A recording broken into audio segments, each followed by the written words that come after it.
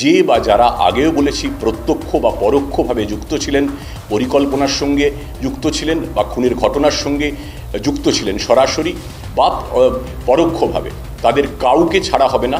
প্রত্যেককে চিহ্নিত করেছি আমরা, প্রত্যেককে আমরা ধরব, তারা যেখানেই লুকিয়ে থাকুক না কেন, এবং প্রত্যেককে ধরে দ্রুত চার্জশিট দিয়ে আমরা কোর্টে তাদের শাস্তি যত তাড়াতাড়ি সম্ভব সুনিশ্চিত করব। অনেকে হিংসার ঘটনার পর এলাকা ছেড়ে চলে গিয়েছিলেন অন্যত্র, তাদের মধ্যে 85 জন এখনও পর্যন্ত, আজকে সন্ধে আরও কিছু মানুষের ফিরে আসার কথা, 85 জন বাড়ি ফিরে এসেছেন।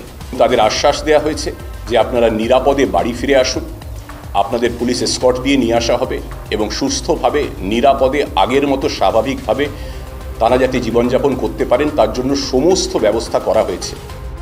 সামগ্রিকভাবে যদি দেখি, শামশেরগঞ্জ এলাকায় পরিস্থিতি এখন সম্পূর্ণ নিয়ন্ত্রণে। গত কয়েকদিনে 4 দিনে কোথাও কোনো অশান্তির বা অপ্রীতিকর ঘটনার খবর এখনো পর্যন্ত নেই।